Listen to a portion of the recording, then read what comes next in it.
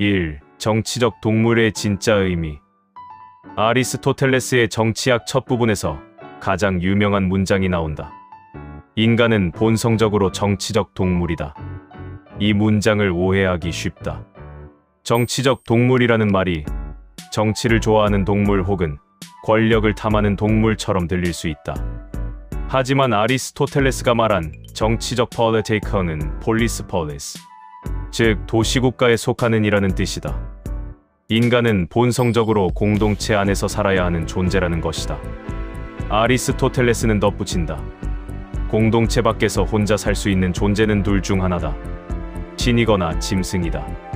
신처럼 완전하여 아무것도 필요하지 않거나 짐승처럼 이성이 없어 공동체 없이도 사는 존재. 인간은 그 어느 쪽도 아니다. 인간은 불완전하기에 서로가 필요하고 이성이 있기에 그 필요를 공동체로 조직한다. 이 공동체의 자연적 발생, 가정에서 국가까지.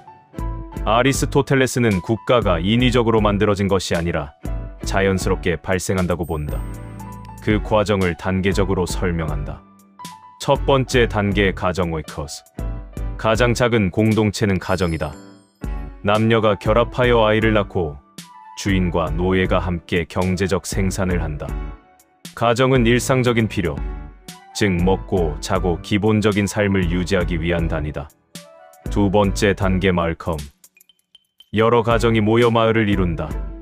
가정만으로는 충족하기 어려운 필요들, 예를 들어 방어, 교환, 전문화된 생산 등을 해결하기 위해서다. 마을은 가정보다 더 자족적 self-sufficient이다. 세 번째 단계 국가 폴리. 여러 마을이 모여 폴리스, 즉 도시국가를 이룬다. 폴리스는 단순히 생존만이 아니라 좋은 삶을 위해 존재한다. 아리스토텔레스에게 폴리스의 목적은 구성원들이 에우다이모니아, 즉 행복한 삶을 살 수 있도록 하는 것이다. 국가의 목적 단순한 생존이 아니라 좋은 삶 에우다이모니아의 실현. 이 점에서 아리스토텔레스는 국가를 단순한 계약이나 방어 동맹으로 보는 시각과 다르다. 단순히 서로 해치지 않기 위해 혹은 외부의 적으로부터 보호하기 위해 모인 것이 국가가 아니다. 함께 잘 살기 위해, 더 나은 인간이 되기 위해 모인 것이 국가다. 3. 인간이 공동체를 필요로 하는 이유. 언어와 이성. 왜 인간은 공동체 없이는 잘 살 수 없는가?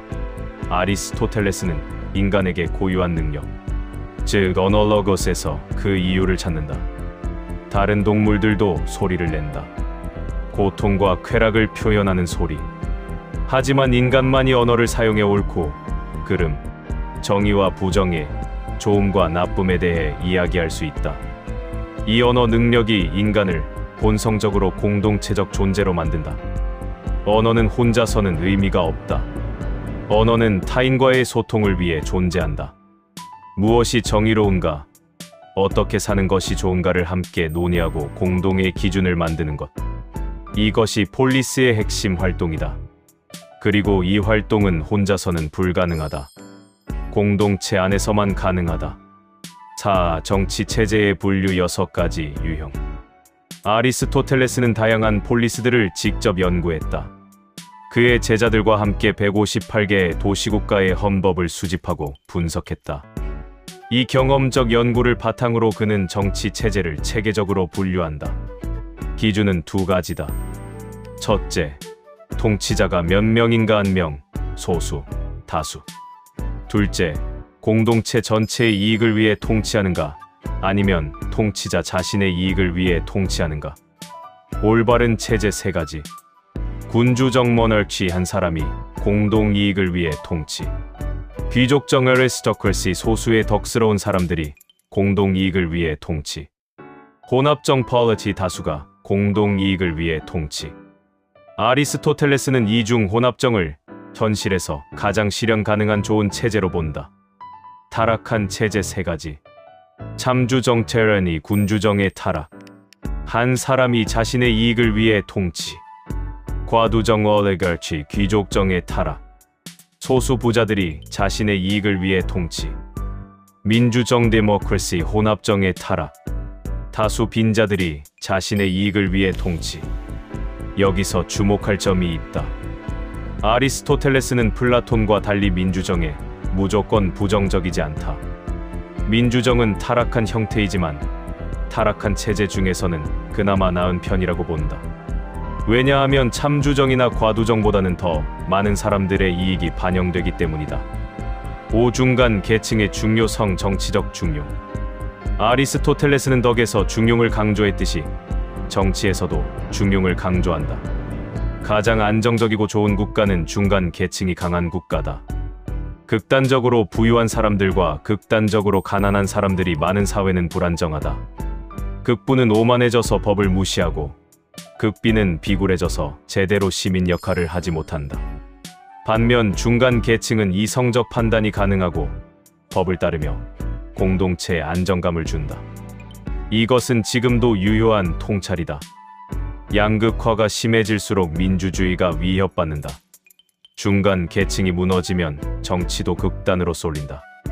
아리스토텔레스의 2300년 전 진단이 오늘날 선진 민주주의 사회의 과제와 겹쳐 보인다. 법치의 중요성. 아리스토텔레스는 사람의 지배보다 법의 지배가 낫다고 강조한다. 아무리 훌륭한 사람도 감정에 흔들릴 수 있다. 화가 나거나 편견이 생기면 잘못된 판단을 내릴 수 있다. 반면 잘 만들어진 법은 이성의 산물이고 감정에 흔들리지 않는다. 법이 지배해야지 어떤 개인이 지배해서는 안 된다. 이것은 현대 법치주의의 핵심 원리와 일치한다. 법 앞에 평등하고 누구도 법 위에 있지 않다는 원칙. 아리스토텔레스는 이것을 2300년 전에 이미 정치의 핵심으로 제시했다. 물론 법도 잘못 만들어질 수 있다. 그래서 아리스토텔레스는 법을 만드는 과정도 중요하다고 강조한다. 공동체 전체의 이익을 반영하는 방식으로 법이 만들어져야 한다. 7. 플라톤과의 차이. 현실주의자 아리스토텔레스. 플라톤은 국가론에서 이상적인 국가를 설계했다. 철인왕이 다스리고 세계층이 각자의 역할을 하며 지도자들은 사유재산과 가족도 없는 완전한 국가. 아리스토텔레스는 이 이상주의를 비판한다. 첫째, 플라톤의 공유제는 현실적이지 않다. 사람들은 자신의 것에 더 신경 쓴다. 공유물은 아무도 제대로 관리하지 않는다.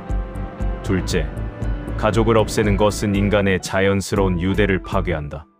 셋째, 지나치게 통일된 국가는 다양성을 잃고 취약해진다. 아리스토텔레스는 완벽한 이상보다는 현실에서 가장 좋은 것을 추구한다. 인간의 본성, 현실의 제약, 다양한 상황들을 고려한 실천적 정치학이 그의 목표다. 이것이 그를 최초의 정치과학자라고 부르는 이유다. 8. 공동체 없이 나는 없다. 아리스토텔레스의 정치학이 주는 핵심 메시지는 이것이다. 나의 좋은 삶은 공동체와 분리될 수 없다. 내가 덕스러운 사람이 되려면 덕스러운 공동체가 필요하고 공동체가 좋아지려면 덕스러운 구성원들이 필요하다. 개인과 공동체는 서로를 만들어간다. 오늘날 개인주의가 강해지면서 공동체의 의미가 약해지고 있다. 나만 잘하면 된다는 생각, 공동체는 나와 상관없다는 태도. 아리스토텔레스라면 이것이 인간의 본성을 거스르는 것이라고 말할 것이다. 우리는 관계 속에서, 공동체 속에서 비로소 인간으로서의 잠재력을 꽃피울 수 있다. 내가 속한 가정, 직장, 동네, 나라. 이것들이 단순한 배경이 아니라 내 삶의 일부다. 그 공동체를 더 좋게 만드는 것이 곧 나 자신을 더 좋게 만드는 것이다. 인간은 홀로 살기에 충분한 존재가 아니다. 그것이 바로 인간이 국가를 필요로 하는 이유다. 다음 편 예고. 6편에서는 아리스토텔레스의 마지막 분야, 논리학과 과학으로 넘어간다. 그는 인류 역사상 처음으로 논리적 추론의 형식을 체계화했다. 3단 논법, 범주론, 귀납과 연역. 이것들은 단순한 철학적 도구가 아니라 인간이 생각하는 방식 자체를 설계한 것이다. 또한 그의 자연과학 연구는 생물학의 아버지라는 칭호를 낳았다. 마지막 편에서 아리스토텔레스가 어떻게 생각하는 방법을 만들어냈는지를 살펴본다. 6편 논리학과 과학 생각하는 방법을 설계한 사람. 지금까지 함께 해주셔서 감사합니다. 구독과 좋아요는 저에게 큰 힘이 됩니다. 사랑합니다.